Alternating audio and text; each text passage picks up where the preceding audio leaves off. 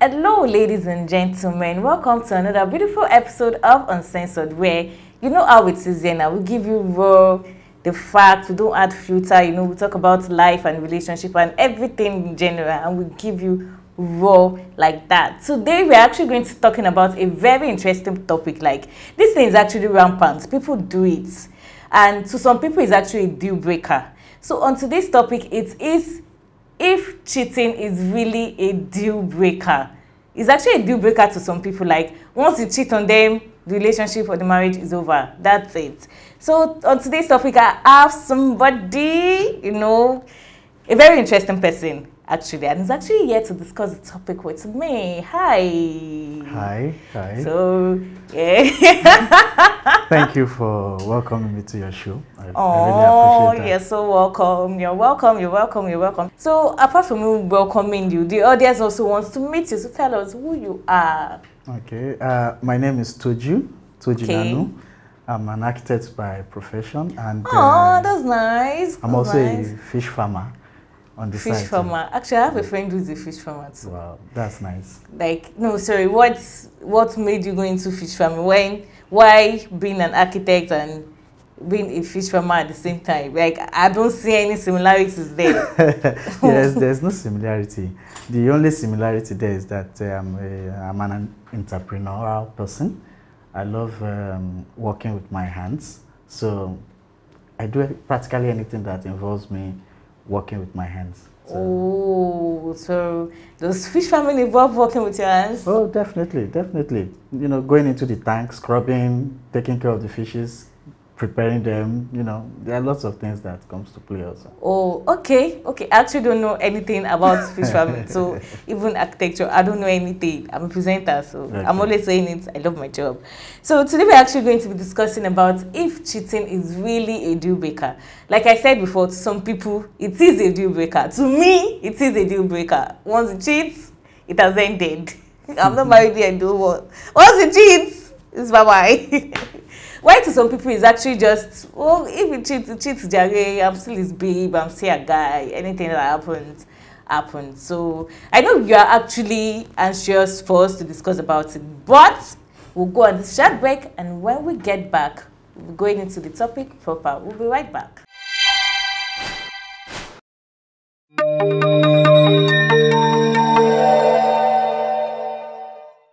But guys, is cheating really a deal breaker? So tell us, is cheating really a deal breaker? Like, okay, wait, let me first ask, is it a deal breaker to you? For me, yeah, it's a very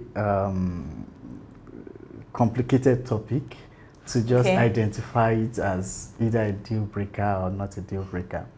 But based on my own life, I would say it's a deal breaker.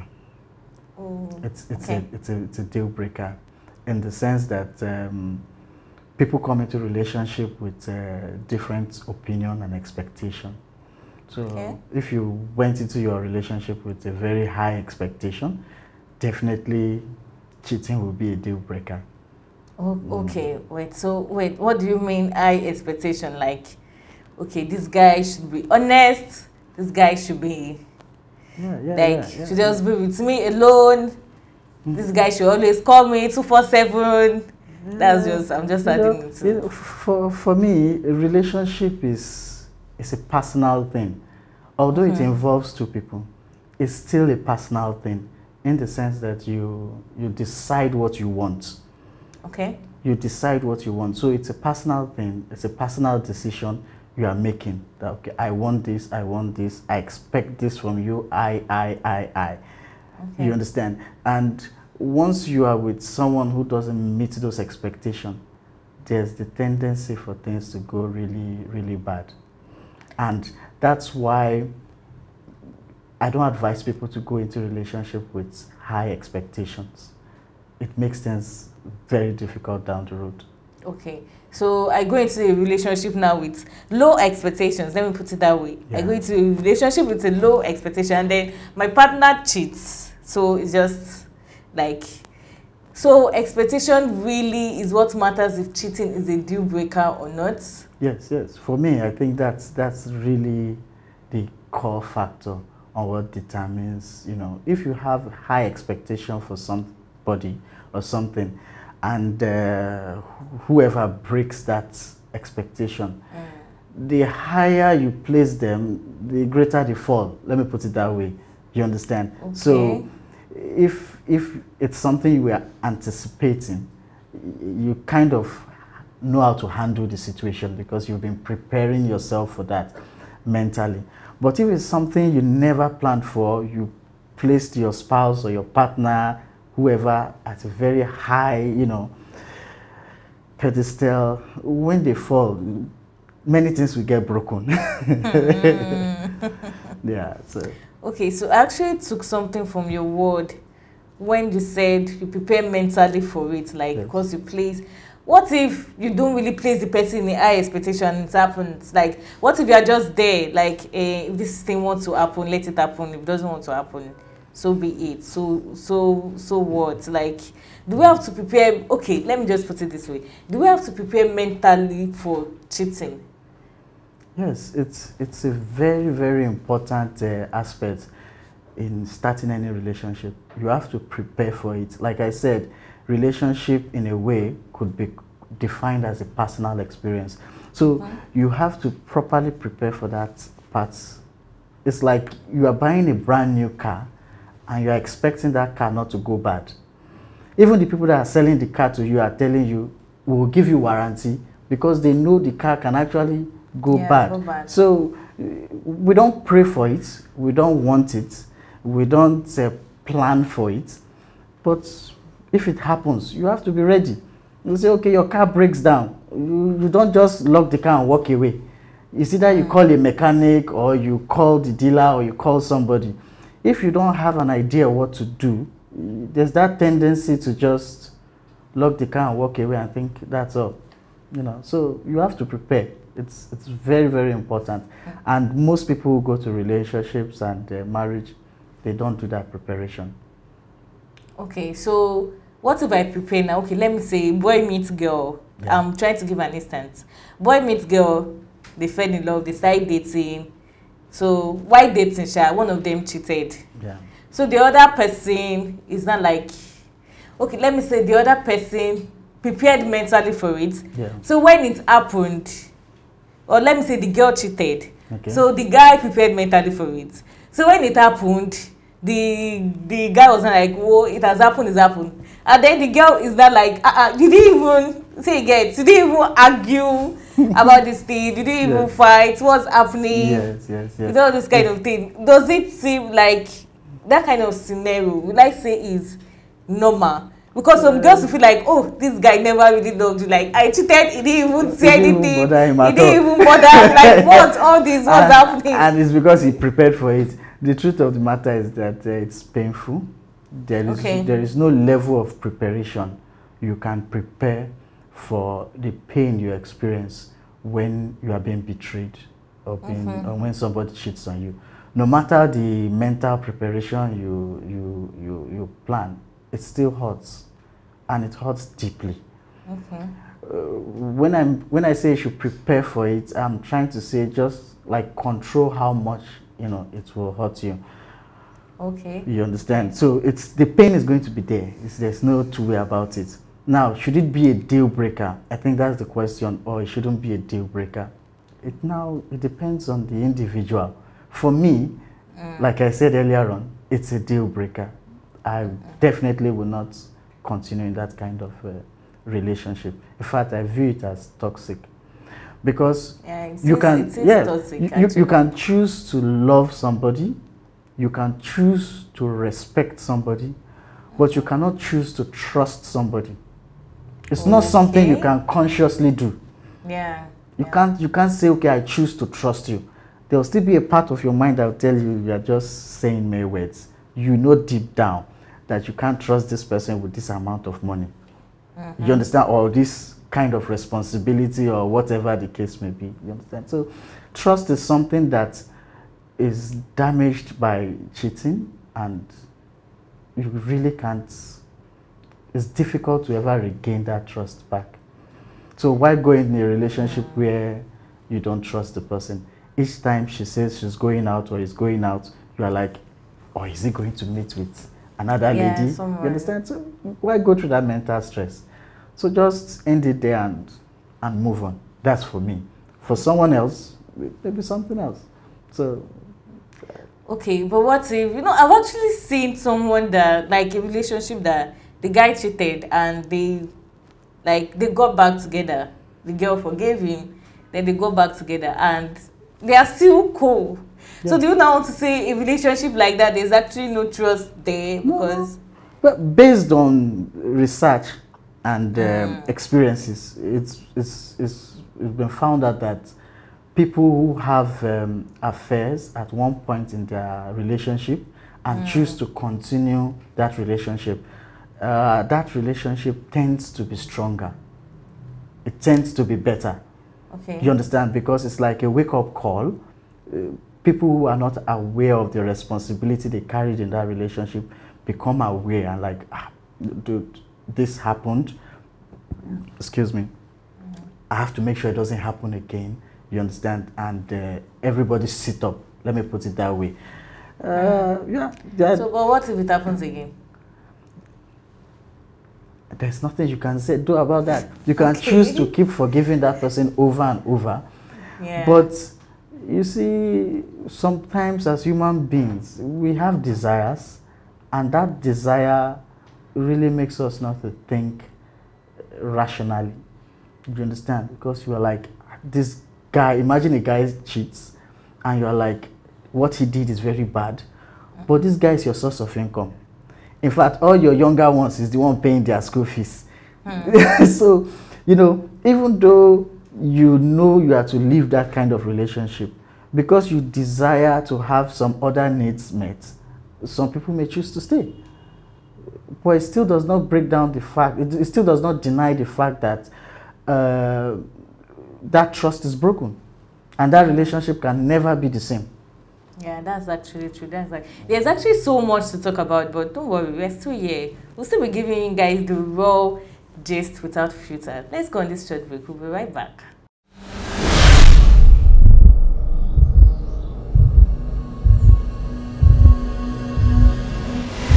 Hey guys, welcome back guys. So before the break, we're actually talking about cheating. If cheating is really a deal breaker, is cheating really a deal breaker? So like we said so far, for some people it is actually a deal breaker, and for some it is not a deal breaker. Some people just keep forgiving over and over again. But there's actually something I want to ask. What actually causes cheating? I'm not actually talking about men, like for men now, in general view. What causes cheating? Like, what do you think will make a partner just decide that, I see this guy, get me, I should get rest, I like him, my babe no get.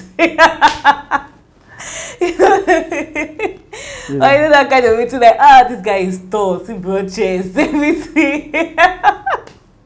Yeah, I understand. Well, people cheat fundamentally for just one reason. Okay. And it may be shocking, but that reason has nothing to do with anybody.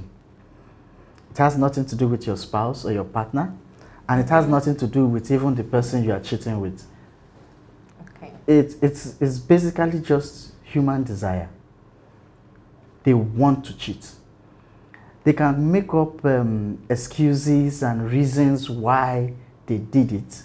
You take, for example, somebody will say, my husband is not giving me enough attention at home, so I went to cheat. The truth of the matter is that Yoruba will say, oh, he or she actually feels like doing that cheating. It's not that she's just looking for a good excuse to blame her partner, because there are a number of ways she could handle that. She could either tell her partner, oh, you're not giving me enough attention, please, I need more attention. That's one way to handle it. Another way she could handle it is like, you're not giving me enough attention, so I'm leaving this relationship. I want to end it. That's another option he or she has. Then there's also the option of, going out there and, enjoying yourself. You understand? Because I'm sure when the cheater in that relationship is having that affair, what is going through his or her mind is not like, yes, I'm punishing my husband, I'm punishing my spouse for not, you know. He's like, oh God, give me more. I like this. I enjoy this. You know, he or she is not thinking about his spouse or her spouse. So basically, it's just desire. Some people cheat because they want to end their relationship. They don't know how to end it. So they decide to go and cheat. Are you serious? So yes. You decide to just... Yes, to mess it all up. They know what they are doing. They know that if their spouse find out about this, it will be a deal breaker for them, and that's the way they can break up. They don't have the guts to tell their partner, I'm no longer interested in this relationship. Some people cheat because they feel they are entitled to cheat. They feel that my husband is not behaving properly, my wife is not behaving properly, so I'll go and cheat. It's still desire. So what's being entitled to cheat? Yes, some people feel they are entitled to cheat. Some people, it's so bad that some people even feel, men and women likewise, they feel, I'm the one taking care of this family. I can do anything I like. And you have to just sit down there and keep quiet. You understand? It happens with both gender, and they go out there and, you know, do what they like. So they feel entitled. While it's a spectrum on one side, on another side, some people feel entitled because they believe what they want is not, they are not getting it from their relationship, which is often true. And strangely, some people cheat to save their marriage. It happens. Some people cheat to save their marriage. You understand? I'm shocked. Oh, please, can you give me like... In fact, that's even the most common version of cheating. Many people cheat because they have this outlet. They need this outlet. You know, I won't say, let me say, shout out to all the side chicks out there. You are doing a good job for many marriages. No, it's the truth. It's the truth. Because you see some men, they really can't focus to listen to their wife until maybe they relieve that stress out there. I'm not saying it's right. You understand? But once they take off that stress out there, they, you know, relieve themselves mentally, physically, whatever, they come home more gentle. Most men that cheat tend to even buy gifts for their wife more because they are guilty of what they are doing. So their wives cannot really... I'm just hearing this for the first time, and it's shocking me. It's very common. It's really, really shocking me. So their wives cannot cheat, their wives can't relieve their stress. Like, yes. So they need to go out to a side end. You know, imagine you are in a relationship and your wife is telling you, for the first week, I'm fasting, so there is no sex. For the second week, I'm on my period, so there is no sex. Why will you fast and say there is no sex in the first place? No. There are some people that are spiritual like that. It's just an example. Okay. You understand? It's just an example. You know, and maybe the third week, they are extremely busy with work. Then you just have 1 week in a month to make it work. And that 1 week, you may even be busy. You may not have the time. So you miss that opportunity. And by next month, your cycle starts again. Now, it's not that you hate your spouse. It's just that as a man, averagely, you need to have sex maybe, they say 21 days, I think. In a month? In a month. That's the recommended, you know, there's this saying, use it or lose it. They don't every use it. Day, 21 days. 21 days. The man will go die in a month. He can die. Most men that have sex less than that are either jerking off behind and you're not aware of that. Yeah. So, permit me, I don't know if I can use that word. You can beep it in the need. So instead of the man fighting with his wife, he can't tell his wife to leave her job. He can't tell his wife not to have a period. He can't tell his wife not to be spiritual and, you know, God-fearing. He just expresses emotions somewhere else, and they have a beautiful marriage. So when I say some people cheat to save their marriage, it's a very common thing. And you see those people, they stay together for years, they are happy, the man just makes sure he doesn't get her pregnant out there and things like that. And for the other gender, it's almost the same thing. There are women who cheat on their husband because the husband is infertile, he doesn't know, but is demanding for a child. So they just go out there, have a child and present it to him. She has saved her marriage now, and she cheated. You understand? But it's sad. It's sad that even with all these illustrations, you will still notice one thing. People cheat because they want to cheat. And for me, for my partner to make that decision to be with somebody else, it automatically means you are rejecting me. Yeah, lack of respect. That's why for me it's a deal breaker. There's no respect there. She doesn't see me as important to be matured and, you know, refrain from that desire. So to me, I won't accept that. Now, wow, I'm actually hearing some things for the first time today. Cheating is actually, like I said before from the beginning, cheating is actually a deal breaker for some, why it is not for some. So I actually feel if you cheaters that are listening to me right now, if you cheat, it's actually lack of respect for your partner. Whether you are married to them or not, it's actually lack of respect for your partner. So this is where we come to the end of the show, guys. I hope you guys enjoyed it, because I did. I learned some things today, and I'm sure you viewers that are watching did. So thank you so much for coming. Thank you very much. Yeah, I really do appreciate. Like, I learned some things. I'm just saying it. So I really do appreciate. So is there anything you want to say to the audience? Well, I want people to understand that a lot of trauma comes from cheating.